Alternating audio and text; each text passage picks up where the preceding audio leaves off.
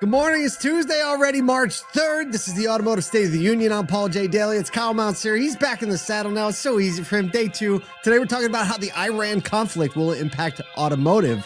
Been talking about a lot of things, Iran. Haven't heard this one yet. Everyone knew this was coming, though. I thought you were clowning on my morning Peloton ride. That's what I thought you were. You riding on the Peloton in the morning now? I'm riding on the Peloton. When did this start? When did you stop running and start riding? Oh, now I'm mixed training. So I'm, like it's like muscle confusion. I'm trying out this new thing. Getting up in the years, you gotta mix it up for your body. You can't just run every day. So how long do you ride the Peloton? 45 minutes, about 12 to 13 miles. Right. That's a haul. Yeah, that's a haul. 12 to 13 miles in 45 minutes. Yeah. Okay. I think I do like 9 or 10 miles in 30 minutes. Just Dude, saying. That's legit. You're flying. See, this is typical of my personality, right? This like high intensity, right? Because like you put me on a Peloton, it doesn't matter how long it's been. I will push myself to near death to make sure I land in the top 10 to 20% of all riders that have taken that class. The competitive thing gets me every time. And literally, it doesn't matter how long it's been since I've been on the bike. I will push myself to death. I'm like a horse that'll run until his heart explodes. No, it's something I'm such an endurance guy. I can't even do anything fast twitch in my life. Like you asked me to sprint and I'm just, the only place I sprint is in entrepreneurship. Everywhere else. And vibe coding. Right. That's right. Yes. No, entrepreneurship. You're a sprint. All right. We'll share notes. And maybe in the morning, I'll jump on the Peloton. We'll hit the same class. You don't hit live classes, but you hit the same one. Yeah, it'd be fun. Okay. And you'll win every time. Twinsies. Yeah, well. Put me in a race, though, baby. Put me in a race. Let's go. Oh, it's so good. It's so good. What else is going on today? There's a new episode of Auto Collabs. I know. We dropped a new episode of the Auto Collabs podcast with Emily Marlowe Beck, one of the Time Dealer of the Year nominees. We talked about building a business around humility. She's obviously done really good at it. And when you hear this episode, you realize like this is the kind of leader we need more of in the auto industry. And we need to hear more from in the auto industry. You can go to any podcast platform, search Auto Collabs, COLLABS. Look at that bright new branding up there in the upper right-hand corner. Wow. We're locked in. We rebranded like everything in the last 60 days. So the daily email, the Auto Collabs podcast, our webinars. Well, because we're kind of a branding agency too. Like we should go. We finally got our own stuff in order. It took a long time. We got our stuff in order. There you go. Oh, man. Speaking of getting your stuff in order, we want to thank our sponsor for today, iPacket. If you want stronger appraisals, you have to start with stronger validation. Yeah, iPacket Value uses 100% OEM verified build data, so your team sees the exact build. Not a guess, not a decoder, the actual thing. Yeah, when they tailor comp sets by statutes like certified, model, year, and distance, when a customer says, that seems low, you don't have to flinch. There you go. You just explain. You say, hey, here's the vehicle, and you move the deal forward. You can visit ipacket.us to learn more. Hang out with friends over there. These sponsor reads are a lot of fun. We're working on our performance, right? I mean, we spend a lot of time back and forth, right? And I feel like this shtick is really going to develop over the years, and that'll be part of the show. It's the shtick. It's going to be a thing. It's a shtick. Yeah. I'm going to start messing with you more in your Let's talk about some news in more serious business. Oil markets are on edge after military action involving the U.S. and Israel disrupted shipping through the Strait of Hormuz. While automakers aren't seeing immediate shutdowns, rising energy prices and potential shipping reroutes are adding another variable on an already complex year. About 20 million barrels of crude flow through that strait daily, along with natural gas, aluminum, steel imports, and key plastic used in a lot of vehicle production. Oil was up nearly 7%, with analysts warning prices could go to $100 a barrel as the conflict drags on. If you've been around for a couple of decades like we have, we've seen that before. We understand what happens there. For sure. Automakers, though, relying heavily on Asia-Europe sea lanes for semiconductors, battery materials, electronics.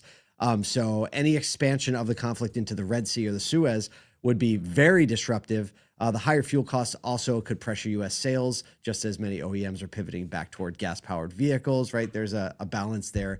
Here's a quote from Alex Partners' Dan Hirsch. He says, quote, it certainly adds risk for OEMs, and you've got to be thinking about rerouting anything that's going through that part of the world. More supply. I think that's one. I think this is going to be a blip from an automaker perspective. You might see some changes in availability of like, especially some of those brands that have a low day supply, like an under 30-day supply. you know, And a some Toyota ultra or lux, some some Lux brands too. I some think are Lux more likely brands to might see deal it. with Yeah. some things here. But you know, many countries have come out saying they think this is going to be a 4 or 5 week type conflict. So we'll see if that actually holds true. If it's much further, then you're going to be looking at stocking. We've already been talking this year since early in the year about the opportunity in used cars, specifically used EVs. And now you see the potential for gas prices to go up. And if you're not getting good at used EVs, what are we even doing around here? Yeah, don't be late to the party. We got a couple people to help you out with that.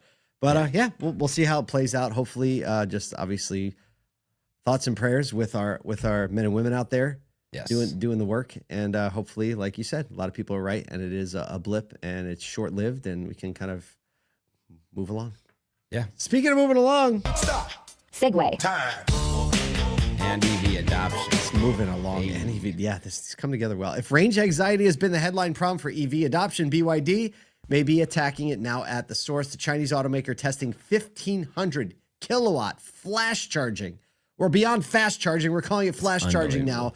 A network that looks less like a parking lot and more like a traditional gas station. If you're not watching, we have a picture of this up, and you see cars in lane, what looks like kind of like a Costco style gas pump situation where there's just like 3 cars in a line. Everyone's got a little pump plugged in or a little charging cable plugged in. The demo site in Shenzhen features liquid-cooled charging guns and pull-through lanes, allowing drivers to plug in and roll out without backing in like we see in a lot of other configurations. Leaked specs might suggest up to 1,500 kilowatts on a 1,000-volt architecture, potentially adding 249 miles of range in 5 minutes. There it is. Most U.S. and European fast chargers top out at 350 kilowatts. So obviously it's limited to certain models. This flash charge badge has to be on it. And the pricing on the site is $18 per kilowatt hour, which I can vouch for is pretty dang low. So pricing low, charge speed fast, obviously a small test case right now, but we've been talking about like, what's the mark where it becomes just the same as gas? Well, I'm just wondering, like, who's going to be the one to actually do it? We've been talking about probably for 12 to 18 months, some of these prototypes or demo sites coming on with like wall chargers that are high kilowatts. Now you've got this liquid cooled gas station style thing, 1,500 kilowatts. Whoever breaks this and figures out how to get the infrastructure rapidly built from like a planning perspective, getting the wattage and the voltage there to a location, and then allowing this, 5 minutes, same as a gas station. You call that 8 minutes to get a full quote unquote tank or charge. Yeah. And that's range anxiety gone. But to do that at scale is the thing that totally changes the game, especially in the US. I know. So, I mean, we'll see what happens, but I mean, it takes somebody to do it, right? Somebody had to run the 4-minute mile. Yeah. And when they did, now we got like high schoolers doing it. I know. Crazy. So How's that make you feel as a runner? It's not great. I ran a Old is the answer. I ran a 5:34 one time and I got sick 2 hours later. Just like 104-degree fever type stuff. Oh my gosh, it's kind of like every time I ride a Peloton. Peloton keeps coming back. Come on, y'all. That's pretty much how I feel after I get to that top 10% of the class. Speaking of the top 10% of the class, I like it. Segue. I like it. Solid segues in this episode. It's a good sign for the day. CarMax just became the first U.S. auto retailer to launch a car shopping app inside ChatGPT, bringing both buying and selling tools directly into the AI platform. It's another signal that conversational commerce isn't coming, it's here. Customers can browse CarMax's 45,000 vehicle used inventory using natural prompts like SUV with a third row under 25,000 or small all-wheel drive car with good tech. The app also allows sellers to check their vehicle's value and connect directly to CarMax's online offer tool. They say the goal is to reduce the overwhelm of used car shopping by meeting customers on a platform they're already using.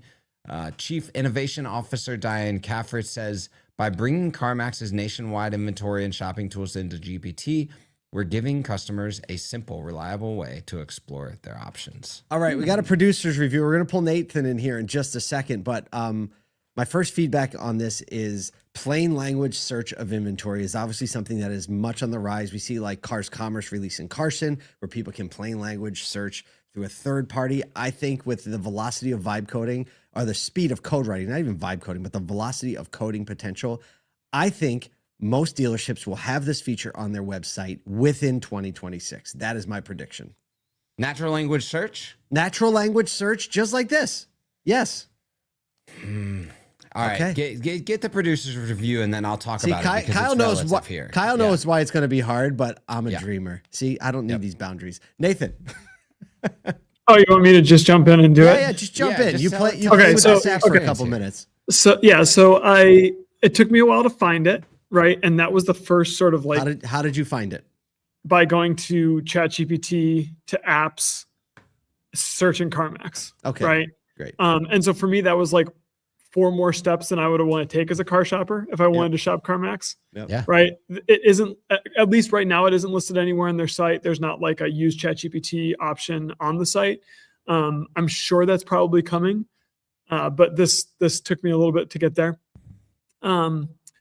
Just started prompting it, running down some options. It sort of pops up a little slider with car options and then like a bunch of text down below, like diving more into the results, and then does the ChatGPT thing where it asks you like, do you want this? Do you want that? Here's 7 questions that you can answer. That's right. It was pretty slick. It felt slower than what I'd expect out of normal ChatGPT responses. Yeah. And just out of normal ChatGPT responses. Like the first time I clicked it, I was like, is this actually working? Right. Because it was just sort of spinning. Of CarMax. That's the problem. Yeah. And then the last thing, it couldn't find me a small plug-in hybrid SUV in orange with CarPlay for under $35K. So what are we even doing? Well, first of all, my question is, who wants a small orange SUV, period? Well, someone, obviously. I'm just kidding. It couldn't find you because it didn't exist. It said like maybe if it went up in price, it could have. Okay. But like, I was going to say, it's harder to find that vehicle than you think. Actually, hard to find that vehicle. There's a couple things that are a problem here. One is, and this I know because of my work at AutoGenius, the latency of non-edge based server requests is still too high for it to be fun. That some of the architecture and infrastructure that some of these larger platforms are sitting on top of is not set up to deal with WebSocket to WebSocket request protocols, allowing bidirectional communication with an open line, which is what GPT expects from its processing. That's why you see when it searches that it takes longer because it's utilizing fetch requests and JavaScript queries to go to the internet. Same thing with these database queries. So that's a hard thing. The other thing here is, and I've seen this, and I love all of our partners that are putting these things in dealer websites or cars doing it and things like that. But you've seen this continue to fail over and over because the structured data and the volume of data attributed to a single car and what it is or isn't in natural language search is very, very hard to compute, right? Like understanding that this car is a good all-wheel drive car for a family with what right. classifies it takes some good thinking tech, to figure right? that out. Right. Like someone has to create the model or the prompt engineering to understand what those queries what that mean. Real life and application is. It's just going to be such a big task and it's going to take one of these billion-dollar companies committing to auto saying like, here's the map, to these LLMs and it's tough. So, all right. I still think it'd be awesome if we had. I do think people maybe there's a few dealer websites that have. They this, may be in a way. different mindset too, and like you are used to waiting a little bit when you're in a prompt situation, especially if you're using Claude lately. Just get a cup of coffee and a donut because by the time that thing responds right now, but there might be a bit of a different mindset shift when people are prompting versus when they're just drop down menu. I want to look at pictures, ding ding ding. So I don't know. We'll see how it plays out. But listen, if you want to talk about really advanced AI stuff like that. We happen to have an event coming. Go to summit.autoindustry.ai. It's the day before SodaCon, summit.autoindustry.ai. We're doing that. And look, here's a sneak peek at the bags we're giving away for a SodaCon. Oh, can't see them.